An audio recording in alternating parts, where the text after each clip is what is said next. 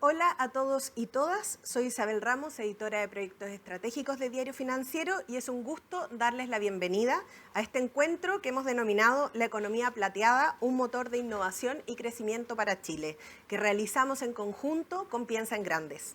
Piensa en Grandes es una alianza entre AFP Habitat, Hogar de Cristo y Vinson Consulting, creada con un propósito muy claro: impulsar iniciativas que mejoren de manera real y sostenible la calidad de vida de las personas mayores en Chile. En 2019 lanzaron su primer fondo de innovación social, que desde entonces ha apoyado el desarrollo de emprendimientos de alto impacto.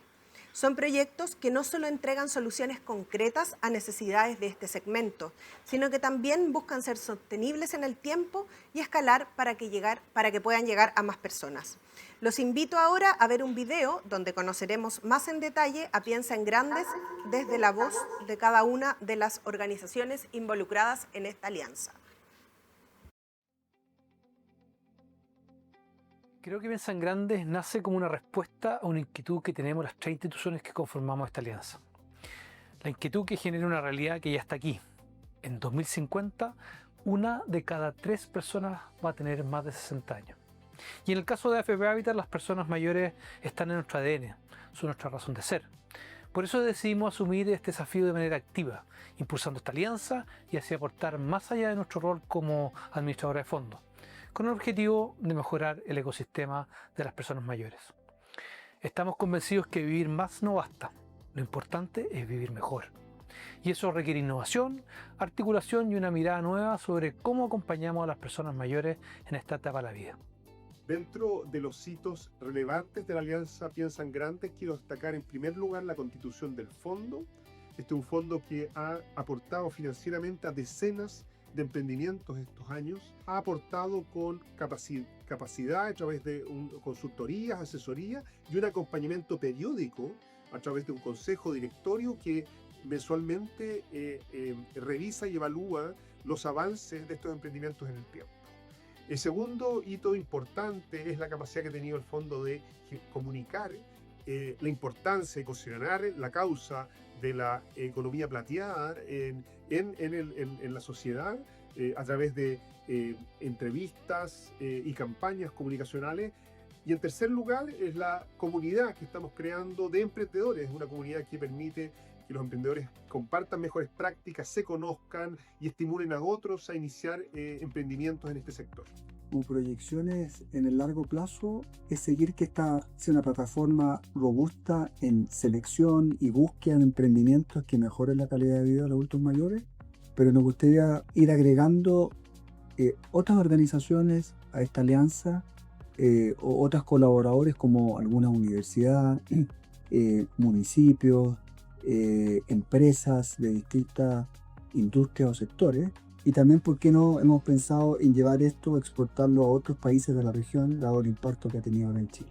Hay distintos proyectos que me han impactado, son todos bien distintos, pero si quisiera destacar algunos, puede ser Alcanzable, que entrega un arriendo protegido para personas mayores, porque no encuentro que ha sido valioso. Cubre una brecha o ataca una brecha que es la exclusión residencial y la dificultad real de acceder a vivienda en la vejez. Vemos que este proyecto, este emprendimiento puede ser escalable considerando a municipios, inmobiliarias, para darle seguridad, inclusión y calidad de vida en la vivienda en los adultos mayores. Y lo que más me ha sorprendido es que a veces uno asocia emprendimiento a gente joven. Y la verdad es que hemos visto que la innovación, en este caso, no tiene edad. Son muchos los proyectos que buscan hacerse cargo de realidades que a veces están escondidas. De hecho, ya hemos respaldado 15 emprendimientos en estas 5 versiones, entregado más de 300 millones de pesos, acumulado más de 850 horas de mentoría y llegado a más de 110.000 personas mayores. Eso demuestra que lo que partió como una idea hoy tiene impacto, escala y resultados tangibles en miles de personas mayores.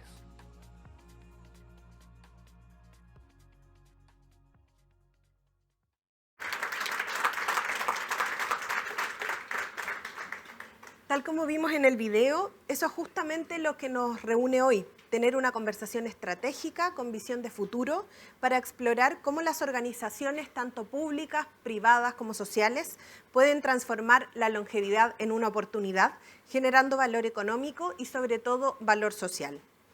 Quiero agradecer nuevamente a quienes nos acompañan acá presencialmente y también a quienes están conectados a través de df.cl, porque además vamos a tener la suerte de tener un tremendo panel de invitados que son expertos en estas temáticas y que nos van a aportar desde su visión cómo las organizaciones también están enfrentando el tema de la longevidad. En primer lugar, quisiera presentar a Sandra Quijada. Un aplauso para Sandra, por favor. Ella es investigadora y coordinadora del área de opinión pública del CEP desde agosto de 2023. Es ingeniera comercial y magíster en economía de la Universidad de Chile, donde se desempeñó como académica. Cuenta con una amplia trayectoria en instituciones públicas y privadas en el campo de la opinión pública y estadísticas, llegando a ser directora del Instituto Nacional de Estadísticas entre 2020 y 2023. También se ha desempeñado como docente en diversas universidades y como miembro de diversos comités como especialista en producción de datos. También está con nosotros, acá a mi derecha, Jorge Brown, que le dije que nos ponía la cuota de juventud acá.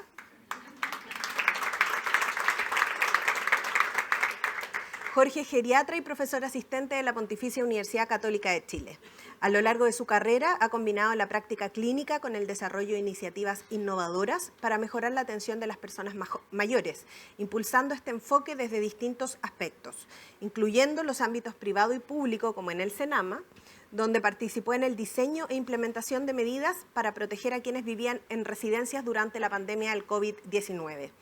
En 2020 cofundó C2Care, una empresa que transforma la forma de envejecer en casa, acompañando a cuidadores con profesionales, tecnologías y apoyo humano. C2Care se convirtió en uno de los proyectos ganadores de Piensa en Grandes, siendo beneficiado por su fondo. Su propósito es contribuir al desarrollo de servicios de cuidado más humanos, sostenibles y centrados en las personas mayores, integrando la evidencia científica, la práctica clínica y la innovación social y empresarial. Muchas gracias por estar con nosotros.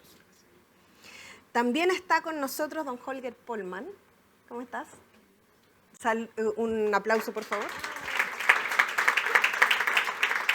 Holger es presidente de ICARE desde el 1 de enero de 2025, es ingeniero comercial de la Universidad Gabriela Mistral, cuenta con un MBA con especialización en finanzas corporativas e inversiones de la Universidad de Miami en Estados Unidos. Actualmente es presidente ejecutivo de Sky Airline. También es director en ICERT y de Flight Safety Foundation. Adicionalmente participa como consejero de Endeavor, Sistema B y la Fundación Mujer Impacta. Fue destacado en 2023 como el mejor empresario del año por la consultora EY El Mercurio y recibió el premio Andrés Concha otorgado por la SOFOFA en abril del mismo año. Pero más importante que eso, en 2019 fue nombrado empresario del año elegido por los lectores de Diario Financiero.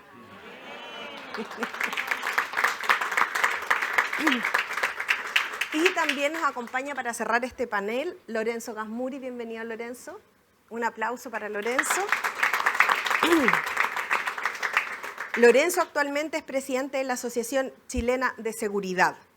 Es además director de empresas y ingeniero civil eléctrico de la Universidad de Chile. Es además socio de la consultora de comunicaciones Vinculación, director en empresas COPEC, miembro del directorio de la Cámara de Comercio de Santiago, de la Caja de Compensación La Araucana y de Educación 2020. Como pueden ver, tenemos un panel súper diverso y tremendamente calificado para hablar de estos temas. Vamos a empezar entonces las preguntas y voy a partir por Sandra. Me gustaría que tú nos dieras un contexto de cómo ha evolucionado, cómo ha sido el cambio demográfico en Chile en los últimos años y que lo enlacemos además con cómo eso ha impactado el mercado laboral. Perfecto. Buenos días a todos y todas. Muchas gracias por la invitación. Bueno, ya veíamos en el video, en poco tiempo más, 1/3 de la población va a ser personas de 60 y más años. Esto no pasó el año pasado, ni hace 5 años, ni hace 10 años. Esto viene pasando hace mucho rato. El cambio demográfico ya está presente en nuestra pirámide poblacional. Ya no tiene una base con una juventud profusa, sino que más bien se ha ido disminuyendo en el tiempo, y esto tiene que ver con que están naciendo menos niños, ¿cierto? O sea, hoy en día nuestra tasa global de fecundidad, que es en el fondo el número de niños que hay por mujer en edad fértil, es 1,03. Y la tasa de reemplazo poblacional es 2,1. Entonces, la verdad es que somos de los países, no solo de América Latina, sino del mundo, que tiene la menor tasa de nacimiento de niños. Eso, por supuesto, asociado también a que tenemos una esperanza de vida muy amplia, llegamos a, ¿cierto?, más de 80 años en promedio, los hombres alrededor de 76 años, las mujeres sobre 84. Eso ha permitido en el fondo que nuestra población envejezca. Esto tiene consecuencias positivas y negativas, ¿cierto? O sea, consecuencias positivas porque uno dice, bueno, o sea, algo tenemos que haber estado haciendo bien, ¿cierto?, para que lleguemos a una esperanza de vida tan alta, ¿cierto?, siendo una de las más altas de América Latina. Y claro que hemos hecho cosas bien porque, por ejemplo, tenemos un sistema de salud, a pesar de, ¿cierto?, todas las falencias que pueda tener, que es uno de los que mejor desempeño tiene en la región. El sistema de vacunación que se implementó tempranamente en nuestro país también ayudó, ¿cierto?, a disminuir mucho la mortalidad infantil, y de alguna manera las condiciones de vida han ido mejorando de tal manera, ¿cierto?, que permiten que la población tenga una esperanza de vida más grande, ¿cierto? Y por otra parte, que hoy nazcan menos niños también tiene como consecuencia otro tipo de políticas públicas que son buenas, ¿cierto? Disminuimos sustancialmente el embarazo infantil en un periodo súper corto. Y eso, por supuesto, es una política pública exitosa. Sin embargo, eso lo que ha generado es que las mujeres en promedio hoy día tengan su primer hijo a los 30 años. Entonces, cuando ya queremos tener un segundo, un tercer niño, las cosas se hacen mucho más complejas y mucho más difíciles. Entonces, este panorama, ¿cierto?, nos lleva a que hoy en día, de acuerdo a los datos del último censo, ¿cierto?, que salieron durante este año, que han ido saliendo de a poco, tenemos hoy día un 11% de los hogares donde tenemos solo adultos mayores. Eso no se veía hace mucho tiempo, o sea, el cambio respecto de 1992 es prácticamente el doble.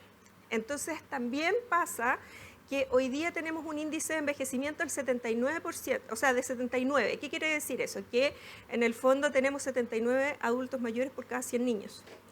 Entonces pasa que en algunas regiones como Valparaíso y Ñuble ya estamos llegando al 100.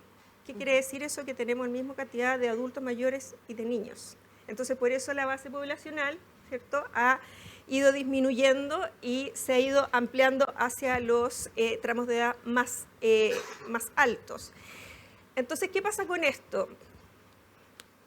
En 2031, por primera vez, nosotros vamos a tener más adultos mayores que niños, ¿cierto? Entonces, eso con todas las consecuencias que tiene en el ámbito de cuidados, ¿cierto?, que va a tener una exigencia, ya está teniendo una exigencia muy importante, y esa exigencia hoy día se está cubriendo desde la informalidad, no desde la formalidad. Hoy día tenemos un incipiente Sistema Nacional de Cuidados, pero es incipiente. La ley todavía no se aprueba, el sistema todavía no se aprueba. Entonces, eso por un lado, ¿cierto?, el tema de los cuidados.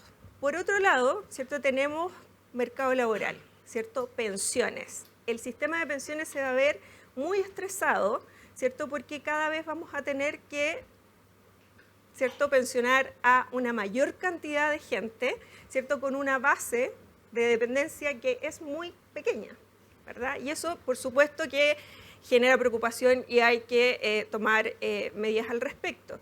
Pero lo más preocupante, diría yo, hoy, ¿cierto?, es que sujeto al problema que tenemos en el mercado laboral, que no contrata ya personas sobre 50 años, es muy difícil. El periodo de búsqueda de empleo, cuando alguien pierde el empleo a los 50 años, está entre los 7 y los 11 meses para encontrar un nuevo empleo. Y muy probablemente encuentra un empleo que no está de acuerdo a su calificación, ¿cierto? Porque efectivamente las empresas dicen que estas personas son muy caras, ¿cierto? Tienen una calificación demasiado alta para lo que se necesita. Entonces, lo que tenemos que ver es cómo, ¿cierto?, hoy día integramos a esas personas y sacamos el prejuicio de la discriminación de pensar que una persona de 50 años no se puede reinventar, no se puede capacitar, no tiene las habilidades para aprender cuando sí las tiene. Tenemos que sacar de nuestra cabeza, ¿cierto?, que una persona de 60 y más años es una persona que ya empieza a perder la memoria, que tiene cierto grado de dependencia, que quizás no tiene una movilidad que nos gustaría. Eso no es cierto. Eso no es cierto. Solamente el 8% de la población adulto mayor tiene un grado de dependencia severa. El resto tiene toda la vitalidad y todas las ganas de poder seguir contribuyendo. Entonces creo que el desafío en el mercado laboral, ¿cierto? Hoy día un 23% de las personas de 60 años y más sigue trabajando, ¿cierto? Y eso tiene dos causas. Uno, porque quiere seguir activo, y dos, porque las pensiones son muy bajas, a pesar de la reforma reciente que hicimos. Entonces, creo que el desafío está ahí, ¿cierto? ¿Qué hacer, ¿cierto? ¿Cómo cambiar, en el fondo, esta percepción que tenemos en nuestra cabeza de que las personas senior de 50 y más son personas que ya no pueden aprender cuando sí lo pueden hacer? ¿Y qué tareas? ¿Cuál es el aporte? ¿Cierto? ¿Cómo pueden, de alguna manera, con ese conocimiento grande que tienen de cómo funciona el mercado, las empresas, distintos ámbitos, poder enseñar a la población más joven, entrenarlos, ¿cierto? Quizás las tareas sean distintas. Y ahí la flexibilidad, por ejemplo, es un tema súper relevante. Así que yo creo que con eso podemos, de todas maneras, abrir harto tema. Disculpen, me quedo con un par de cosas. Por ejemplo, si la maternidad se está atrasando y las empresas están, entre comillas, jubilando a las personas, eso quiere decir que a los 50 años hay gente que tiene hijos de 15 años, de 10 años, y por lo tanto tiene que seguir trabajando porque tiene el desafío de pagar la educación por muchos años más. También tú hablabas del tema de regiones y te agradezco que lo plantees. Nosotros lanzamos hace poco DF Regiones y justamente uno de los temas que abordamos en la edición aniversario es la disparidad del envejecimiento en Chile. O sea, no tenemos una sola realidad, y lo que estamos viendo en Valparaíso y Ñuble de la relación 1 a 1 entre un adulto mayor y un niño es bastante preocupante. Y quería quedarme con el 8% que tú dijiste que era discapacidad severa, para pasar a Jorge, porque justamente quería preguntarte, muchas veces está la percepción de que existe un solo tipo de vejez, o metemos a todas las personas mayores en el mismo saco. Me imagino que es heterogéneo. ¿Cómo lo ves tú? Es heterogéneo. Mira, primero, solamente para complementar el tema cifra, yo creo que hay que poner una sensación de urgencia. Este envejecimiento que estamos viendo está siendo completamente distinto que en otros países, en el fondo del mundo anglosajón. Uno mira y dice, bueno, vamos a recorrer el mismo camino que ha recorrido Francia, Alemania, Inglaterra. Bueno, esos países pasaron de que las personas mayores representaran del 10 al 20% de la población en un periodo de 75, 80 años, y nosotros lo vamos a hacer en 20, 25. Entonces, no tenemos referentes en esto. Va a ser lo que vamos a ver de aquí al 2050, va a ser extremadamente rápido. Y efectivamente está siendo muy rápido porque estamos viviendo más. Ahora, los años de vida ganados no necesariamente son años de vida saludable. Entonces tenemos una expectativa de vida saludable y una expectativa de vida total, ¿ya? Y en el fondo, qué tan saludables son esos vidas son absolutamente heterogéneos en la población. Nosotros tenemos como la idea de que envejecemos como linealmente, que si estamos bien, no sé, a los 70, después seguimos bien a los 80 con algunas limitaciones, bueno, de ahí para adelante va a haber como una vulnerabilidad creciente, una suerte como línea recta en declive unidireccional. Esa cuestión es, cuando uno va a mirar los datos, es falso. Cuando seguimos a las personas y entendemos cómo son sus envejecimientos, vemos que en el fondo las trayectorias de envejecimiento son personas que pueden estar extremadamente bien hasta fallecer, tener eventos vitales en la vida que les generan grados de dependencia y viven muchos años con dependencia. Y también hoy día lo que estamos viendo como regla, que era más raro ver en el pasado, que son personas viviendo con enfermedad en el fondo crónica, que tienen momentos de reagudizaciones y en el fondo empeoramiento y mejora. Yo siempre digo, mi abuelo se murió a los 50 años con un gran infarto. Bueno, hoy día no se hubiera muerto, en el fondo lo hubieran ido en el fondo al hospital, le hubieran hecho una angioplastia, le hubieran abierto la coronaria, la arteria coronaria, pero hubiera quedado con un corazón que en el fondo se hubiera tenido que hospitalizar 2 o 3 veces al año, hubiera tenido que volver, estar en momentos buenos, momentos malos, y eso estamos viendo mucho. Ahora, ¿cómo en el fondo entendemos esta heterogeneidad? Lo que les quiero transmitir muy directamente es que la edad cronológica es quizá uno de los peores marcadores para saber que tan bien está uno. Y cuando uno dice, bueno, me quiero imaginar a alguien de, no sé, 85 años, probablemente si nosotros juntamos a los compañeros de curso de 85 años, vamos a ver personas que están extremadamente bien y personas que están extremadamente mal y algunos que fallecieron. Entonces, la edad realmente no nos sirve mucho. Y eso, hay mucho estudio de eso, de ver cómo el estado de salud está delinqueado. Pero también quiero hacer el punto, y totalmente de acuerdo, con que la gran mayoría de las personas envejece con muy buena salud, sin problemas cognitivos, con buena movilidad y con enfermedades controladas. Hoy día ser enfermo no significa tener enfermedades. Y hay un grupo menor que sí tiene estas enfermedades, pero la edad no tiene nada que ver con esto. La edad es un mal marcador y probablemente vamos a tener, o sea, necesitamos otros marcadores o fijarnos en otras cosas. Nosotros como geriatras nos fijamos en otras cosas para decir, esta persona está teniendo una trayectoria de envejecimiento que probablemente se va a asociar a empeoramiento. Súper bueno, muchas gracias. Holger, te quería preguntar, tú desde tu rol de ICARE te ha tocado impulsar el grupo de economía plateada. Cuéntanos de qué se trata, cómo nace y qué es lo que ustedes están haciendo en ese grupo de trabajo. Dale.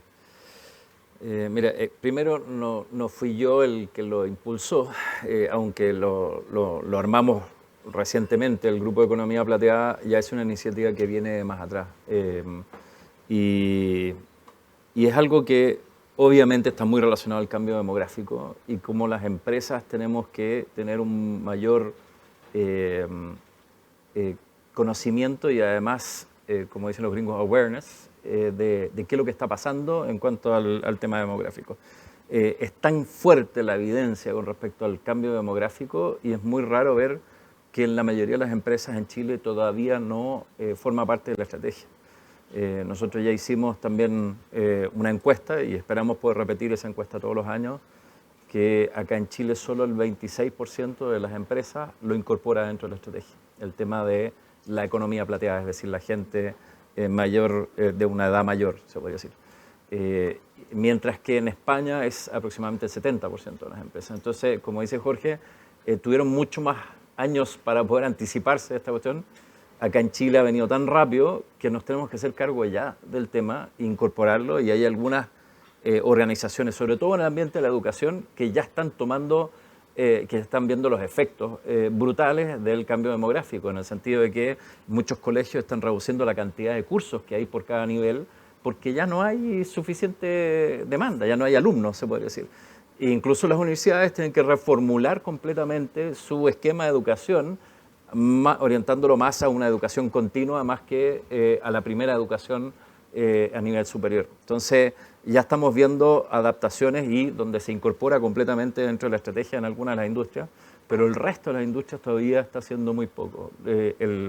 Una de las dificultades que yo creo que tenemos, hay mucha estadística sobre el tema de la economía plateada, pero tampoco existe un consenso de a partir de qué edad es realmente esta cuestión de la economía plateada. Entonces, también en este grupo de economía plateada lo que dijimos es, definamos nosotros un tema de cuál es la edad.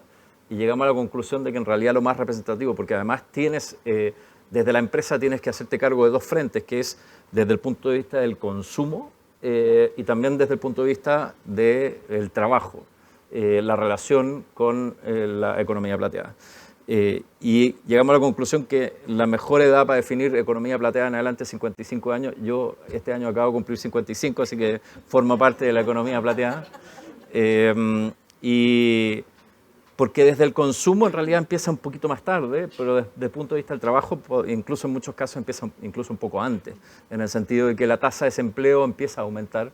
Estamos probablemente en tasa de desempleo en grupo etario sobre 55 de más de cerca del 30% o algo por el estilo, que es más incluso que la gente que acaba de egresar de la universidad. Entonces, es un tremendo desafío que tenemos, y más que un desafío, yo creo que desde ese punto de vista es una tremenda oportunidad, incluso para las empresas, el ver gente tan talentosa que está disponible, que está desesperada por poder trabajar y seguir contribuyendo a una empresa y a la sociedad. Y tenemos todo ese talento ahí que está disponible para hacerlo y lamentablemente como empresas llevamos arrastrando malas prácticas o malos hábitos desde hace mucho tiempo atrás de descartar gente cuando salimos a buscar en las redes sociales o a través de los buscadores, le ponemos un límite de edad a la gente que buscamos, no más de 40 o algo así. Entonces, esto es como cuando al mismo tiempo nosotros como empresas decimos, oye, ¿sabéis qué más? La educación tiene que cambiar, la educación superior tiene que ser de menos años y dedicarnos más a lo que es educación continua, pero después cuando salimos a reclutar buscamos siempre lo mismo. Entonces como que no, como organizaciones tampoco nos adaptamos al cambio de la realidad, estamos conscientes que tiene que cambiar la formación superior, pero seguimos pidiendo lo mismo como empresa. Entonces este es un círculo vicioso del cual cuesta salir y que tenemos que generar la dinámica para poder salir de ese círculo vicioso.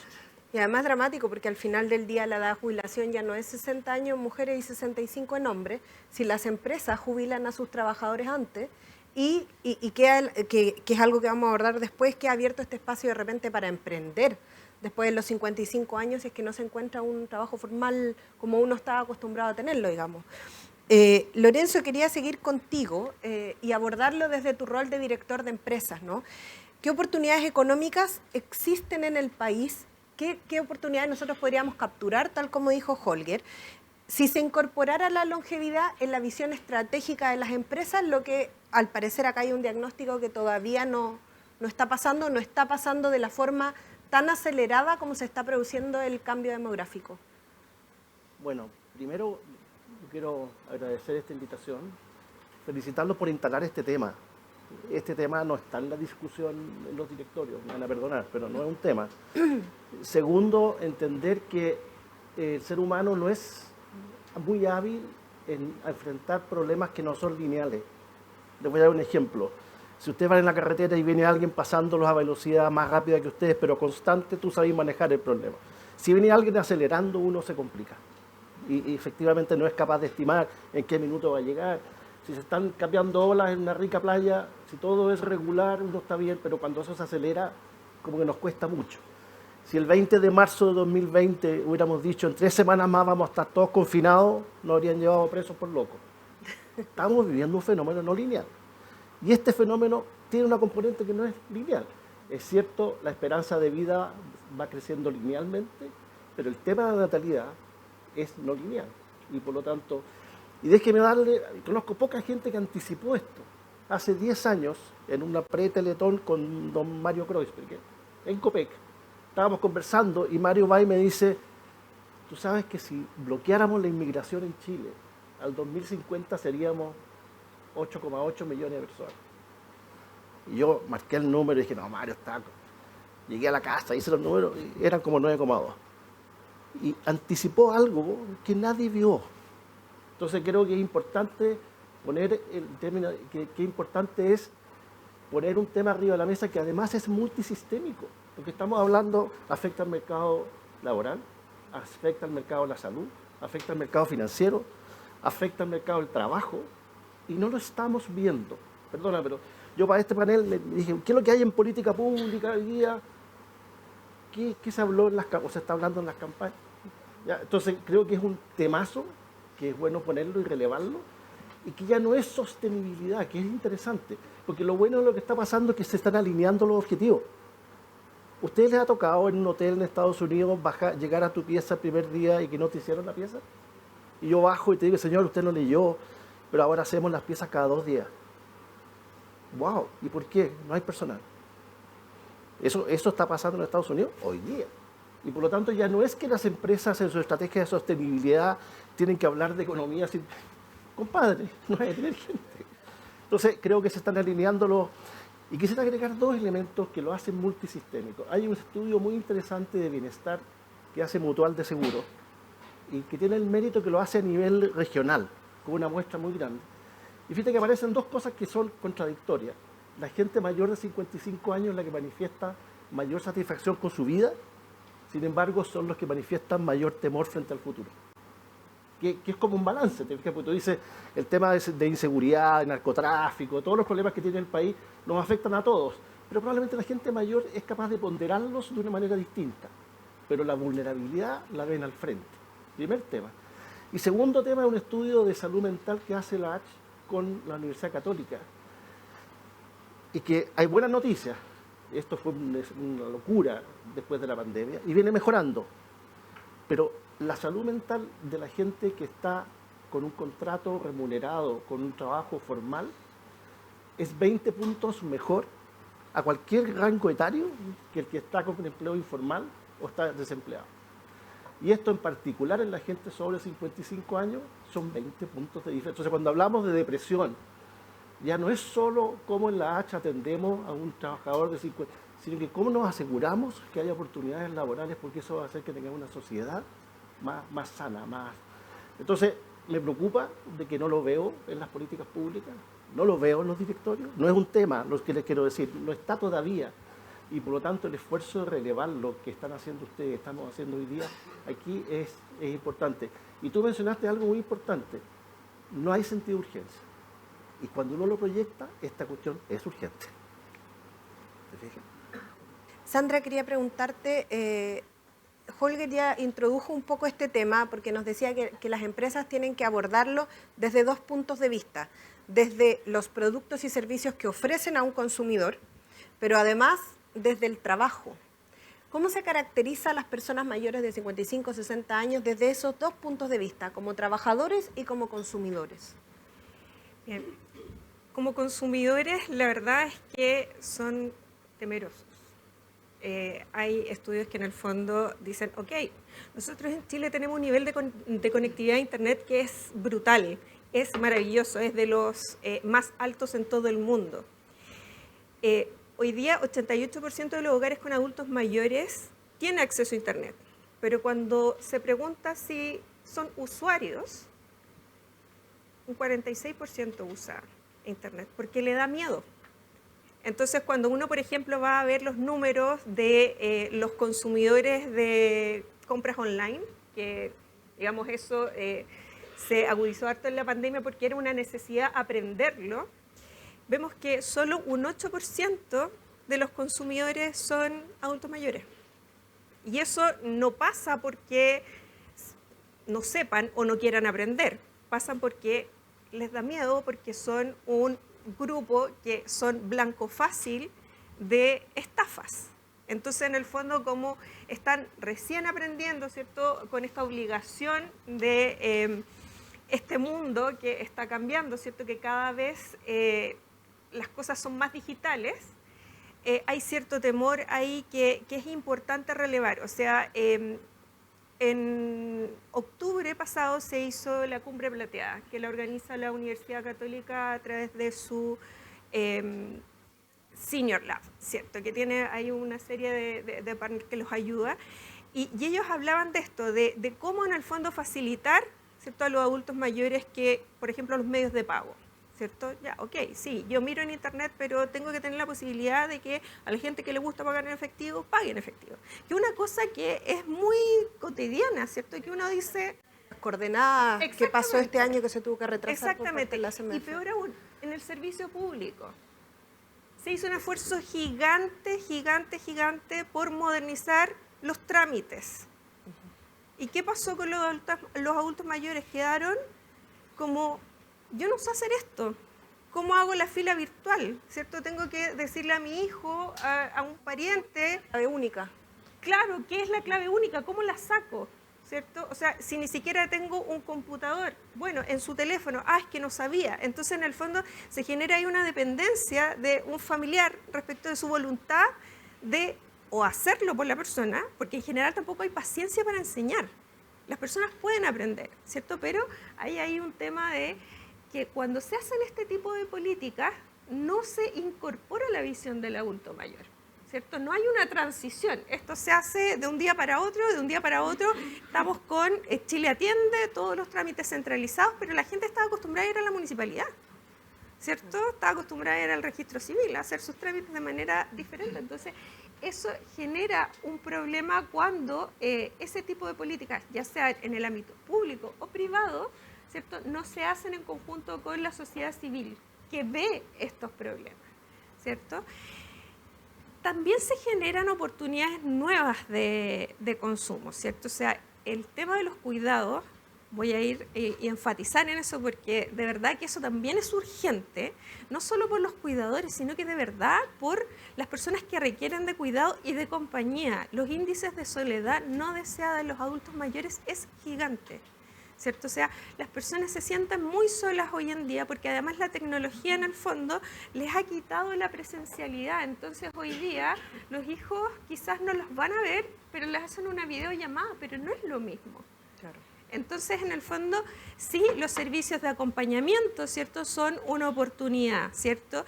Los servicios de turismo, nosotros en la encuesta CEP del año pasado, la primera de este año, nosotros vimos que los adultos mayores hoy día, cuando piensan en su bienestar, ¿cierto?, piensan en que quieren salir, compartir, conocer, hacer turismo, ¿cierto?, que es una cosa que quizás parece sencilla, pero a ellos les genera un nivel de bienestar que nosotros no estamos mirando. Existen programas públicos de vacaciones de adulto mayor en Cernatur y todo, pero es un programa pequeño y está dirigido a ciertos grupos. Bueno, ¿por qué no, cierto, ampliar eso en el ámbito privado, ¿verdad? Entonces hay una serie de oportunidades en infraestructura, por ejemplo, las viviendas, hacer una ciudad caminable, ¿cierto? Que las personas en el fondo no tengan que preocuparse porque hay una baldosa suelta y se puedan caer, ¿cierto? Hoy día un adulto mayor se cae y su nivel de bienestar disminuye sustancialmente porque la recuperación, ahí Jorge nos podrá decir, es mucho más larga. Entonces la verdad es que necesitamos una infraestructura también de ciudad que se ajuste a este cambio demográfico y eso también es una oportunidad de negocio, ¿cierto? Entonces hay muchos ámbitos, en la salud también, en innovación, ¿cierto? Yo leí hace poquito que, por ejemplo, las startups que son más exitosas tienen en sus equipos a gente mayor, ¿cierto? Los incorporan porque les dan la visión de la experiencia, ¿cierto? De haber fracasado varias veces y haberse levantado y cómo en el fondo se puede seguir adelante. Entonces, hay oportunidad ahí de incorporación. Respecto al mercado laboral, ¿cierto? Efectivamente, una persona de 50 años que se queda sin trabajo y está casi un año tratando de buscar y tiene niños chicos todavía, se desespera, por supuesto, ¿cierto? ¿Y qué hace? Emprende. Pero si hoy día, por ejemplo, una persona de 55 años, 60 años, va a un banco a pedir un crédito para su emprendimiento, lo más probable es que tenga muchas dificultades.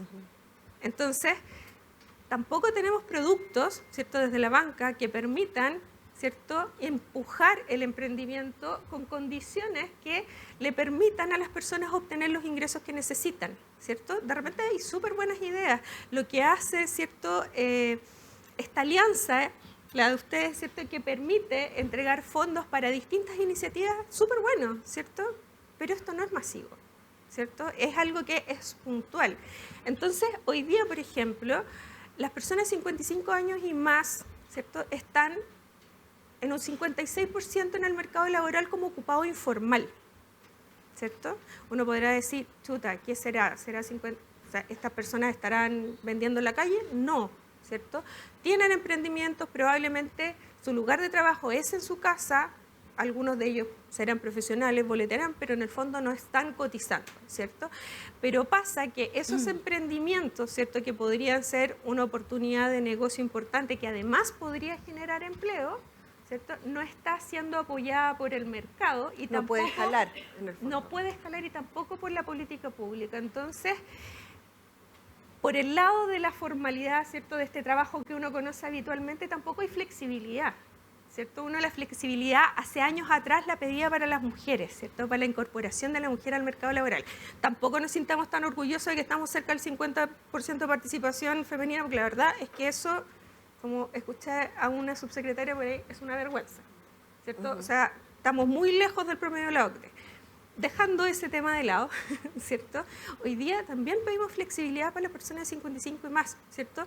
Teletrabajo, ¿cierto? Opción de quizás no horarios completos, medios tiempos. Hay cosas que hacer, ¿cierto? Se puede aprovechar la oportunidad y el conocimiento de las personas mayores para que las empresas, ¿cierto?, incluso pueden ampliarse. El ejemplo es el tema de las startups, que lo encontré que de verdad refleja esa sinergia que se puede dar entre la innovación, las personas jóvenes, el impulso, ¿cierto?, con la experiencia para que éstas sean exitosas. Súper. Jorge, las personas mayores viven en comunidad, ¿cierto? ¿De qué manera los servicios o las políticas públicas que se diseñan para ellos tienen impacto en el entorno? En las personas que los rodean. A ver, yo creo que es muy buena la pregunta. Todas las personas, nosotros vivimos en comunidad, tenemos relación. Quizá el ejemplo más gráfico para contestar esa pregunta es entender de estas personas que son con dependencia. Un 8%, como bien dijo Sandra, tiene dependencia severa, pero un 20% tiene algún grado de dependencia.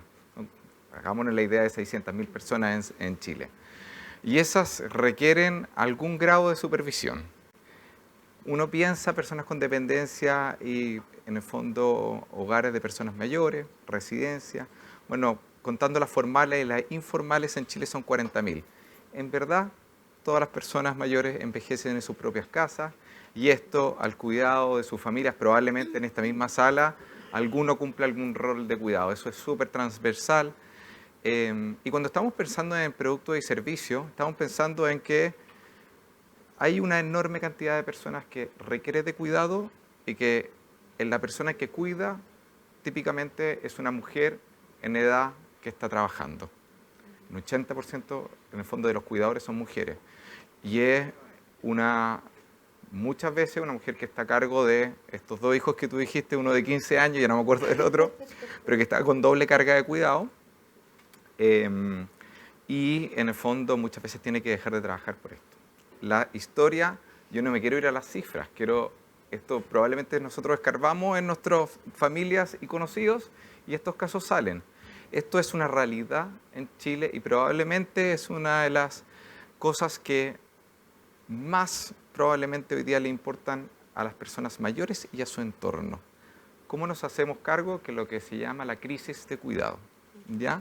Esto en todos los países OCDE es un temazo. Como bien dijo Sandra, hoy día, en los 80, la política pública era absolutamente enfocada en residencias.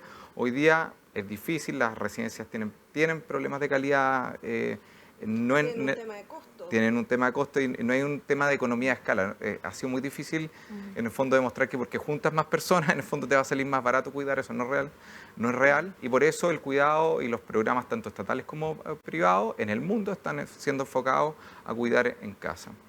Y nosotros en situ lo que hacemos en el fondo es tratar de buscar una forma innovadora en cómo mejoramos la forma en que se pueda cuidar a una persona en casa con la menor carga de cuidado y con la mejor, en el fondo, bienestar y calidad para esa persona. Y yo diría que para buscar estos servicios y para mejorar el entorno entero, es muy importante entender el problema. O sea, yo venía con una chaqueta de geriatra y cuando nos juntamos con mis socios decía, bueno, el cuidado tiene que tener A, B, C y D. Y uno de mis socios me dijo, mira, yo, que venía gerente general de otra empresa, me dijo, yo voy a estar al teléfono 1 año. Y voy a contestarle a las personas mayores 1 año y voy a hablar con las familias y las personas que están al cuidado 1 año y ahí conversamos del producto.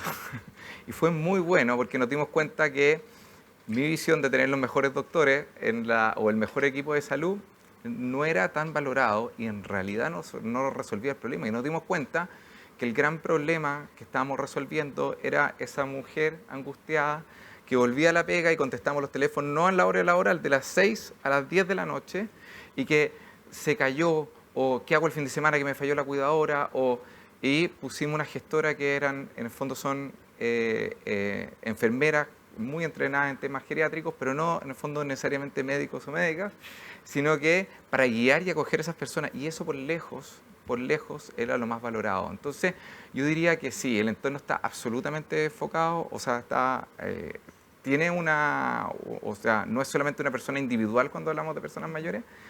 Y segundo, yo creo que para influir en el entorno, yo creo que hay que entender el problema. Y entender el problema hay que escuchar y sacarnos las percepciones, ideas, culturas de lo que tenemos en la cabeza, lo que son los problemas de personas mayores, y realmente ir a entenderlo y buscar soluciones basadas en el problema real.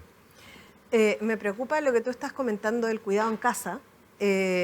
Si tenemos al mismo tiempo una tasa de natalidad tan baja y llegamos a tener 1 a 1, porque en realidad si el promedio de hijos por pareja es 1 el que se va a hacer cargo de 2. Y esto no da, por un tema de costo, por un tema de salud mental, por un tema de que además hay que estar trabajando, digamos, para costear a este cuidado, como que es algo que me deja un poco preocupada. Sí, yo absolutamente. Y yo creo que Lorenzo lo dijo, esto no es no lineal porque tenemos, claro, envejecemos más, pero aquí nos estamos poniendo con una tasa de rapidez del problema muy grande por la baja natalidad. Y efectivamente, la crisis del cuidado, nosotros culturalmente en Latinoamérica tenemos todavía la idea de que la responsabilidad del cuidado es por parte de la familia. Uh-huh. Eso es súper transversal en todos los países en Latinoamérica. Pero ¿qué familia? Claro. Y hoy día lo vemos, y vemos personas mayores, en el fondo, con niveles de dependencia, con pocos hijos, y un hijo vive, en el fondo, en otra ciudad, otros Claro. hijos viven fuera de Chile, y esto es un problema que cada vez va a ser más creciente. Ahora, no quiero poner, en el fondo, o dejar el punto de que esto no hay solución, un problema sin solución. Aquí, manos al barro, y hay que buscar soluciones innovadoras. Lo único que no funciona es decir, solamente voy a, en el fondo, suplir la demanda. Aquí, si uno piensa y dice, bueno, esto es porque necesitamos un cuidador por persona, bueno, es imposible, para 600.000 personas Claro. esto no se puede. Entonces, ¿cómo prevenimos? ¿Cómo respondemos? ¿Cómo rehabilitamos? ¿Cómo hacemos que con tecnología podamos cuidar de buena calidad a más personas, en el fondo, y esas personas puedan vivir en sus casas? Y eso, hay ejemplos, y probablemente tenemos que continuar buscando estas soluciones más innovadoras. Lorenzo. Mira, yo creo que es muy importante poner el tono de la oportunidad. Yo creo que esta es una tremenda oportunidad. Piensen ustedes, no puedo hacer algunas estimaciones, pero al 2035 ya hay países de Europa en que el 35-40% del consumo va a estar en gente sobre 60 años. Eso va a hacer que ya no va a ser una opción para una empresa tener una propuesta de valor valiosa para una persona de 70 años. Va a ser una exigencia. Si quiere ser importante en el mercado, esto va a pasar. Y por lo tanto, instalar el tema como una oportunidad creo que es muy importante. Un elemento nomás de algo que tú dijiste que me interesa mucho. Fíjense bien, el famoso proyecto de esa laguna universal, que no vamos a hacer famoso, el proyecto más largo en la historia de la humanidad. ¿Ya? Hoy día, las mujeres, en los estudios de salud mental, el porcentaje de hombres es un 16%, el porcentaje de mujeres es un 35%.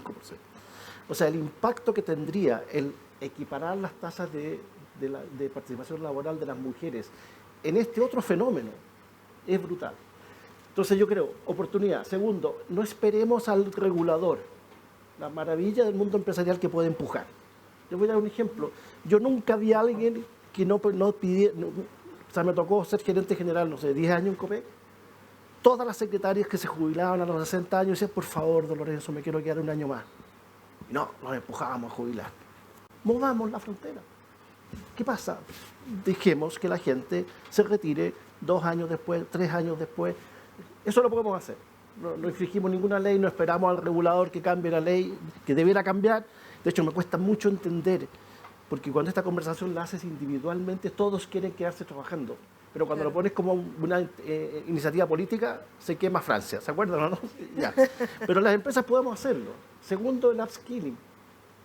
siempre hablamos de reskilling, o sea, de decir, tomemos, por ejemplo, un grupo, cosa que he visto exitosamente hacer, un grupo de operadoras de call center, que los call centers van a desaparecer, y hagámosles un upskilling digital, de manera que puedan ser muy buenos empleados en frente digital. Y eso funciona. Bueno, el upskilling de gente mayor. Tuvimos una experiencia de upskilling que nos dio la pandemia. Créanme, yo tenía estudios que decían que el 17% de la dotación que tenía Copec no iba a funcionar en el mundo digital. Y el mundo digital nos llegó en 2 semanas. Y funcionó. Y la gente se subió a las plataformas digitales. O sea, seguir comprándonos el cuento que el hombre mayor... Compadre, y lo tercero, exijámonos los mayores. Porque los viejos se ponen mañosos. Exijámonos. Yo recuerdo mucha gente que es dolorosa, pero ¿cómo me va a mandar a Coyahuasi? Compadre, anda a Coyahuasi, tenéis todas las condiciones. Pero creo que las empresas podemos mover, no sé si me entienden. Ustedes como medio instalar el tema, que yo creo que hay que instalarlo, y las empresas mover la frontera y que pongamos en los directorios. Va a pasar, fíjense, cuando hablas con Walmart, hablas con la gente de Jumbo, el cambio a cajas digitales no viene solo por tecnología, porque no tienes gente.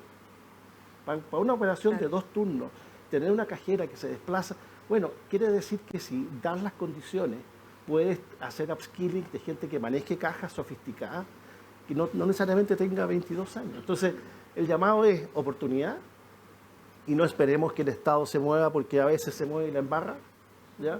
Hagámoslo nosotros, que las empresas empecemos a mover la frontera. Y tercero, el tema de los cuidados. En algún minuto estudié el mercado de los senior homes, ¿ya?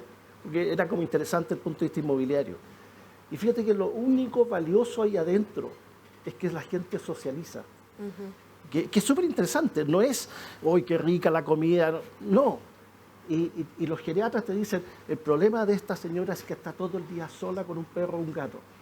Luego, el tema de los cuidados tiene que ver con cómo lo hago socializar, cómo lo hago... hay un gran libro de este tema en Amazon que se llama Commit and Connect. Que el adulto mayor se conecte, se meta en cuánta cosa hay, ¿ya? Y se comprometa. Entonces, también el tema de los cuidados puede tener una solución de mercado inteligente en la medida en que nos ponemos como un tema urgente que el país tiene que resolver. Pero el llamado es, esta es una oportunidad, y que no vaya a caer en las estrategias de sostenibilidad, ¿me cachai? Sí. No, esta es una oportunidad para que las empresas muevan la frontera, y eso me fascina. Y en ese sentido, Holger, pensando en la visión estratégica de una empresa, ¿qué cambio cultural se tiene que hacer, por ejemplo, dentro de una empresa? Si es que tú tienes algún ejemplo dentro incluso de Sky, ¿cómo cambiar el mindset para que esto funcione, para incorporar adultos mayores o para no jubilar a gente que tiene más de 55 años? Sí, nosotros, en el caso de Sky, vimos una oportunidad en el ambiente de los pilotos. Nosotros, nuestra competencia tenía como parte de la negociación colectiva con el sindicato de pilotos, tenía una condición que a los 60 años se podía jubilar los pilotos con todo el derecho a la indemnización acumulada durante todos los años anteriores, sin tope. Eso era una zanahoria, un tremendo incentivo para salir de la empresa apenas cumplía los 60 años. Y lo que veíamos es, oye, ¿por qué no salimos a buscar a esas personas? Y así tenemos pilotos, porque todavía les queda cuerda para rato. Chile es uno de los pocos países en el mundo que no tienen una edad de jubilación para los pilotos, o no tienen un retiro forzado para los pilotos comerciales. En Estados Unidos son 65 años. Incluso han habido mociones para tratar de bajarlo. Pero eso en realidad son más bien iniciativas de los sindicatos, más que de los individuos. O sea, como decía Lorenzo antes, las personas lo único que quieren es poder seguir trabajando. Y los pilotos están ahí en la mayoría de los casos porque es su hobby, porque es su vocación el ser piloto, y es una crisis cuando tienen que dejar de volar. Es un dolor tremendo para ellos. Lo único que quieren es poder seguir volando. Entonces, lamentablemente, estamos como forzándolos a tener que jubilarse en forma anticipada. Entonces, nosotros hicimos un estudio desde el punto de vista de la seguridad, por todos los datos que tenemos en los vuelos. Nosotros tenemos la capacidad de captar 35.000 datos por fracciones de segundo en cada uno de los vuelos que nosotros hacemos. De esa información tenemos un montón de información que está relacionada al tema de seguridad. Entonces hicimos un comparativo de todos los pilotos que estaban entre 65 y 70 años y lo comparamos con el resto de los pilotos y no había una diferencia en la estadística desde el punto de vista de la seguridad del grupo etario de más de 65 años. Entonces yo fui incluso, como soy director de Flight Safety Foundation, fui y les dije, oye, aquí hay una oportunidad para que en el resto del mundo también suban la edad, pero hay otros países como Brasil que tampoco tienen ese límite de edad. Entonces yo decía, oye, aquí hay una oportunidad. Yo sé, porque yo hablo con los pilotos, que lo único que quieren es poder seguir volando. Pero en Estados Unidos los está forzando a tener que jubilarse a los 65 años. Entonces les mostré la estadística, el informe que nosotros hicimos, pero dije, esto no es una muestra suficientemente grande. Reunamos información con otros operadores de Brasil y otros mercados donde nosotros podamos con evidencia demostrar de que no es menos seguro que los pilotos sigan volando después de los 65 años, es perfectamente seguro y compatible con lo que ellos quieren. Y no hubo voluntad porque Flight Safety no quiso poner la discusión sobre la mesa con los sindicatos. Entonces, nosotros vimos en todo caso esta oportunidad de que en la competencia se podían jubilar a los 60, entonces ellos se iban con los zanahorias, pero tenían asegurado que podían seguir volando. Negocio redondo. Entonces dijimos, ¿sabes qué más? Estamos reclutando a gente con más de 60. Y empezaron a llegar tantos que al final la competencia tuvo que cambiar su política y darles la posibilidad a los pilotos de jubilarse a los 60, pero seguir volando con ellos. Entonces, abriste una oportunidad para que muchos de las personas que lo único que querían era poder seguir volando, pudieran hacerlo en cualquiera de los dos competidores. Y además está esto de los 60. Nosotros pusimos una fecha, una edad límite de 70 años en el caso de Sky. Entonces, la otra oportunidad que vimos ahora es que hay algunos que a los 70 están totalmente vigentes y probablemente mucho más activos que yo, desde el punto de vista de salud deportiva. Entonces dije, oye, pero ¿cómo esas personas las vamos a mandar para la casa si esto es su pasión?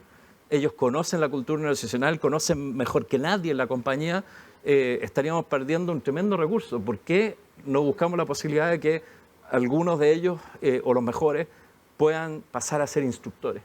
Entonces también tenemos instructores de más de 70 en este momento que son pilotos que estuvieron durante décadas volando con nosotros, que conocen mejor que nadie la cultura organizacional y transmiten no solamente el conocimiento técnico, sino que también los conocimientos blandos o la historia de la compañía. Entonces son mucho mejores instructores incluso que el resto de los instructores. Esa es una suerte de upskilling, como decía Lorenzo. Es encontrar oportunidades, porque oportunidades como estas hay en todos lados. Y al final tenemos que estar tremendamente conscientes del cambio demográfico, pero estas cuestiones, estas oportunidades están ahí y hay que aprovecharlas. Entonces, así como dice Lorenzo, hay oportunidades por el lado del consumo que son evidentes. Hoy en día es más del 40% del consumo de más de 50 años en Chile, entonces ya es eso como que se va a ir arreglando solo, ajustando solo. Pero la parte del trabajo sí hay que estar más conscientes, más atentos, porque oportunidades hay, pero los que se mueven primero son los que van a poder sacar mejor provecho de esa oportunidad. Pero volviendo un poco, incluso los datos que tenía Sandra delante, el año que tuvimos mayor cantidad de nacimientos en Chile fue el año 92, 310.000 aproximadamente. Ahora estamos en 140.000 al año, con una población mucho más grande, con una tasa del 1, un poco más del 1. La más alta de las tasas la tuvimos en 5,3, por ahí por la década del 60. Y la única forma de poder mantener la población hoy en día es con migración. Y la migración tiene que ser, para poder mantener la población, estamos hablando de duplicar la tasa de natalidad, 140, es decir, tenemos que recibir a 140.000 extranjeros al año para poder mantener la población, en términos netos, porque hay gente que se va. Ajá. Y son mucho más los que necesitamos porque también se van afuera de Chile. Entonces la pregunta es, ¿cómo poder ordenar y qué gente queremos que vengan a Chile? Y ahí tenemos que probablemente poner un tema de incentivo, de traer al talento adecuado que nosotros queremos, a la gente que nosotros queremos que también venga, porque por el lado de la natalidad va a ser difícil cambiar esa realidad. Y lo interesante de tu ejemplo es el uso de datos. ¿Cómo los datos? Porque en el fondo nosotros queremos llegar también con nuestro mensaje a los directores de empresas. Solo agregar, que esto, y vinculando con lo que dijo Lorenzo delante, está evolucionando. Todo esto sigue cambiando y con las evoluciones en la parte de la medicina, de aquí a 20 años más capaz que la expectativa de vida sea 10, 15 años más que la de ahora. Entonces, esto es un dato móvil, no es un dato estático. Pero la importancia de los datos que ustedes ojo, usaron en el rango etario para demostrar que no había diferencia entre el desempeño de seguridad. No es una decisión antojadiza, es una decisión bien informada. Pero yo creo que también, así como estamos diciendo, oye, hay una oportunidad o que las empresas tenemos que adaptarnos, yo creo que la política pública también tiene que hacerlo, porque la edad de jubilación de los 60 es, perdona, que es incómodo hablar de esto, pero estáis hablando de que expectativa de vida 84, jubilación, o sea, 24 años de jubilado, ¿lo vamos a financiar con 35 años de trabajo? Inconsistente, totalmente inconsistente. Tendría que dejar el 25-30% de tu remuneración todos los meses para poder vivir tranquilo durante los siguientes 24 años, que eso además va a seguir aumentando. Entonces, las edades de jubilación es algo que tenemos que poner sobre la mesa. Y hablando justamente de eso, ya estamos sobre la hora, entonces me gustaría hacerle una pregunta final a todo el panel. ¿Qué es lo más urgente en términos de política pública? Partiendo por Lorenzo. ¿Qué demandan las empresas de la política pública para poder hacernos cargo del cambio demográfico? Yo creo que dos temas. Uno que acaba de tocar Holger, de cambiar la edad de jubilación, y lo segundo, flexibilidad laboral. O sea, necesitáis flexibilidad laboral. Hoy día no necesitas que las personas cumplan las 40 horas. Hay una rigidez laboral muy fuerte que creo que hay que modificar. Abonando lo que dice Holger, el único mérito que tuvo haber discutido, no sé, 15 años una reforma previsional, es que si tú estudias los análisis financieros de cada una de las tentativas, todas 2 años después quedan mal. Por esto que dice Holger, claro. Estamos en un fenómeno que no es lineal. Entonces, cuando tú dices cómo financiamos a una población crecientemente mayor, con cada vez menos población activa, ese estudio, cada vez que lo revisabas y lo había hecho 2 años antes, ya estaba obsoleto. Entonces, yo diría, política pública, mover la edad de jubilación de todas maneras. Piensen ustedes, la mujer tiene una expectativa de vida mucho mayor al hombre y está jubilando 5 años antes. Y segundo, ir a flexibilidad laboral que nos permita hacer lo que está haciendo Holger. De decir, sí, jubiló el piloto, pero venga para acá y yo lo contrato. No, hombre, que el contrato tiene que tener tales condiciones. Déjeme ser flexible, porque lo que yo quiero es resolver un problema ahí. Y lo tercero que quiero tocar cortito, que no hemos tocado, a mí me fascina el tema de las marcas, pero este es un tremendo desafío para las marcas. Porque esto no es un nicho, no es como que tú dices, mira, yo Falabella estoy en outdoor o no. No, toda la población y el 35-40% de la población va a estar en este nicho. Voy a seguir haciendo que mi branding está asociado a niñitas de 18 años con unos vestidos preciosos, o voy a tener que pensar un poquito más cómo me posiciono en un mercado distinto. Perdona, un poco la... Sí, y de parte de las empresas, ¿qué falta por parte de las empresas? Porque si le pedimos, por ejemplo, como política pública, aumentar la edad de jubilación, ¿qué es lo que viene para las empresas? Yo creo que las empresas lo que hay que hacer, y ahí está el rol de los medios, es instalar el tema.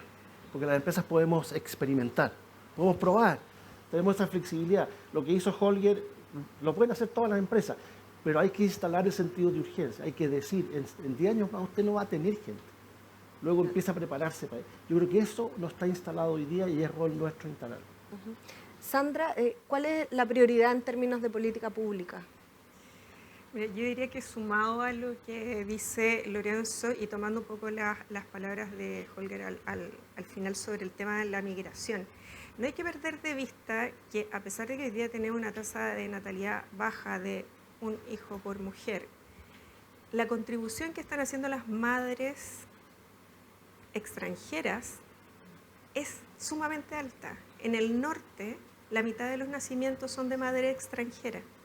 Entonces, la verdad es que ahí también necesitamos una agilización sobre la formalización, o digamos que la población migrante, ¿cierto?, venga siempre a contribuir, pero que nosotros definamos qué es lo que queremos también de la población migrante. Como decía Holger, qué perfiles, ¿cierto? Hay otros países, por ejemplo, Canadá lo hace, por ejemplo. Claro, que dice necesitamos ingenieros, necesitamos este perfil, necesitamos este otro perfil, que también tiene que ver un poco con estas trayectorias, porque uno dice, bueno, vamos a solucionar el tema de la natalidad, de aquí a 5 años imposible, 10 años, o sea, piensen que todo lo que se muere uno crecer, ¿cierto? O sea, cualquier política que uno impulse al respecto se queda corta para el corto plazo, ¿cierto? Esto es de largo plazo. Y además los países que lo han intentado, la verdad es que tampoco es que han tenido mucho éxito, sin embargo, las tasas no han disminuido más. Pero además de el tema de la flexibilidad y todo, yo creo que en el tema de cuidados hay un tema urgente de formalización, que es necesario. Porque también hay mucho maltrato, quizás Jorge pueda hablar un poco más de eso, pero creo que sumado a la flexibilidad, sumado a la edad de jubilación, que es completamente impopular, pero hoy día, según los datos de la Superintendencia de Pensiones, las mujeres se están pensionando en promedio a los 62 años. Entonces tampoco es que está tan lejos de la realidad todo esto. Creo que el tema de la sala cuna, mucho tiempo, es urgente, porque además hay un vacío. Por ejemplo, hoy día las mujeres, cuando deciden tener niños, ya, ok, perfecto, yo trabajo, qué sé yo, llevo a mi niño a la sala cuna y resulta que después en el preescolar... Por 2 años a la cuna. No, y no entre tengo los 2 cómo. años y los 4 años que entran al colegio. O sea, hay un vacío tremendo ahí que abordar desde la política pública. ¿Cómo ayudamos a las madres a que trabajen, estén en el mercado laboral, pero además estén seguras de que sus hijos están bien cuidados? Ahí hay un vacío y hay una oportunidad tremenda, uno, para aumentar, digamos, la participación laboral femenina y además, ¿cierto?, para eventualmente decir, ok, ¿sabes qué? Yo tengo todas las condiciones, ¿cierto?, para ser madre y tener más familia. Y hay un tema también, no sé si se ha planteado, que tiene que ver con los horarios de los colegios, por ejemplo, que no tienen nada que ver con los horarios laborales, y ahí también la flexibilidad no juega un rol para compatibilizar ambas cosas, porque si no, de alguna forma uno tiene que buscar a alguien que cuide a esos niños entre el horario de salida del colegio y que uno salga de su propia oficina, ¿no? Pero mira, ahí hay un tema súper interesante porque digamos, se está recién empezando a masificar esto de los after school, ¿cierto? Que en el fondo funcionan para cierto segmento de la población, pero para el gran segmento de la población no hay una solución privada, ¿cierto? Quizás tenemos que mirar ahí una oportunidad, ¿cierto?, desde el punto de vista privado, porque yo tampoco creo que esto lo tenga que solucionar solo el Estado, ¿cierto? O sea, también hay una oportunidad para ver qué pasa con esa población. Hoy día tenemos un programa público que se llama De 4 a 7, que en el fondo los niños, después de la jornada completa, se quedan en el mismo establecimiento haciendo otras actividades. Y eso permite que en el fondo las mamás puedan ir después a las 7 de la tarde a buscar a sus niños, y eso les da cierta tranquilidad. Pero ese programa no tiene cobertura nacional, ¿cierto? Ha ido creciendo de manera muy lenta para el desafío de cuidado que tenemos de los niños. Entonces, también ahí creo que también desde el sector privado se puede impulsar, ¿cierto? Y se puede empujar a que el sector público se haga cargo de ese tipo de cosas. Jorge, ¿cuál dirías tú que son las prioridades en términos de política pública para este tema? Yo quiero reconocer que en el mundo público hay iniciativas muy buenas, ¿ya? Pero siento que hay silos de información y están muy desconectadas unas con otras. En el video mostraron el ejemplo de la Fundación Alcanzable, que gestiona subsidio del arriendo. Hay un subsidio del arriendo, por ejemplo, que viene del MUIMBU, que en el fondo da arriendo a personas mayores a un precio muy, muy conveniente, y en el fondo uno lo puede actualizar eternamente. Muchas de las cosas de ese subsidio se beneficiarían enormemente de los conocimientos que tiene Senama de personas mayores.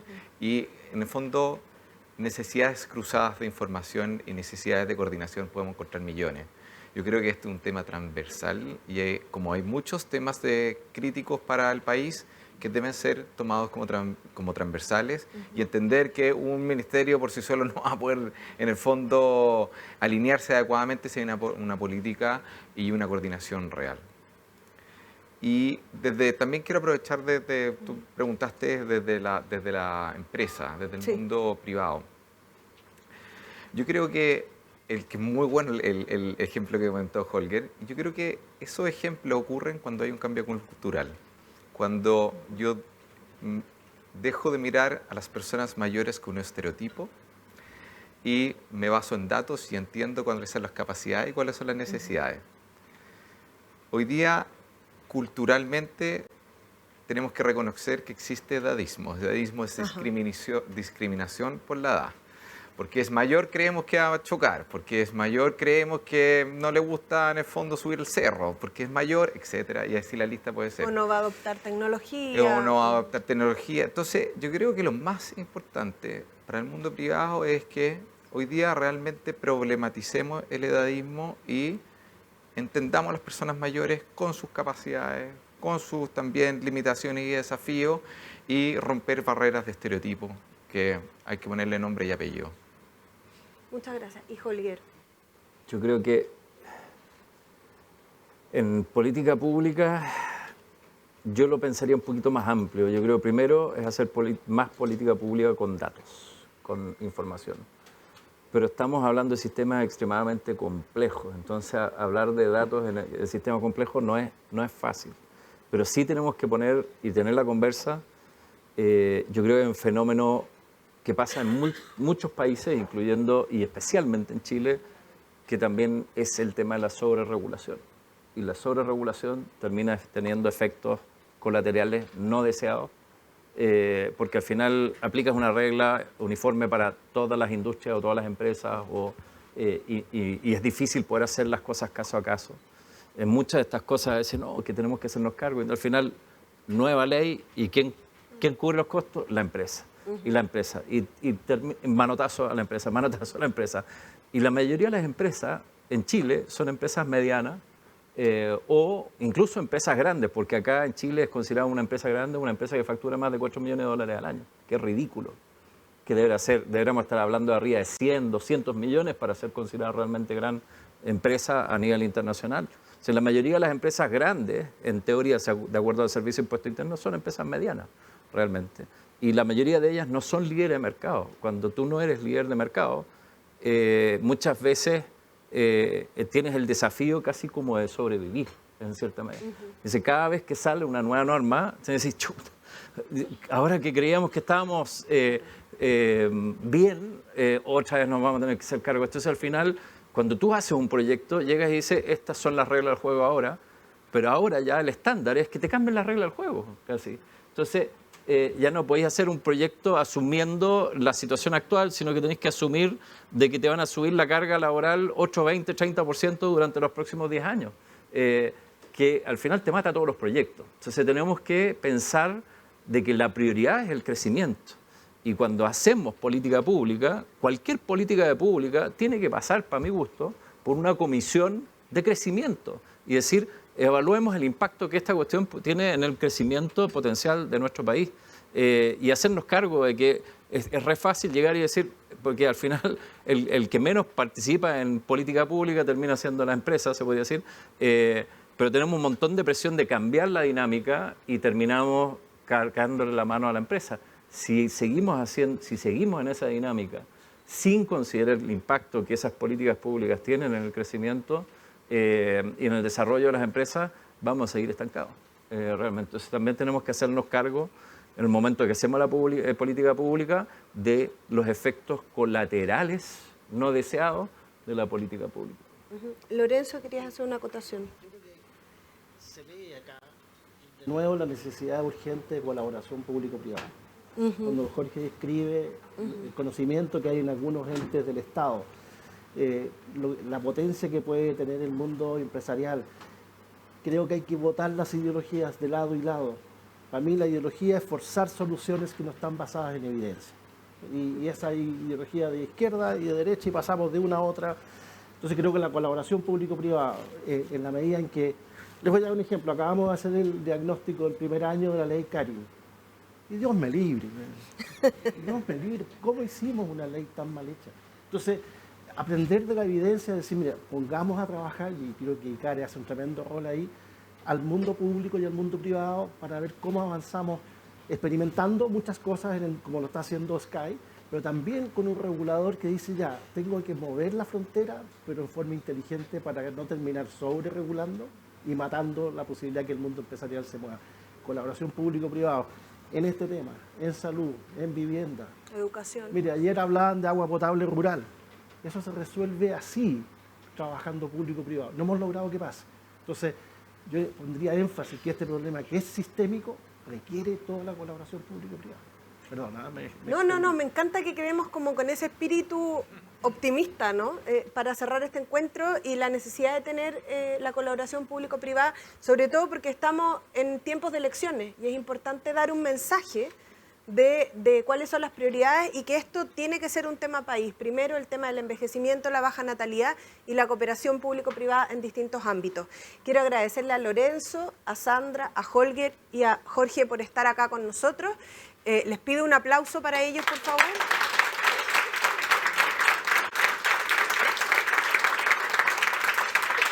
Y a nombre de Diario Financiero y de la Alianza Piensa en Grande, quiero agradecer a todos quienes estuvieron presentes esta mañana con nosotros y a quienes nos vieron a través de df.cl.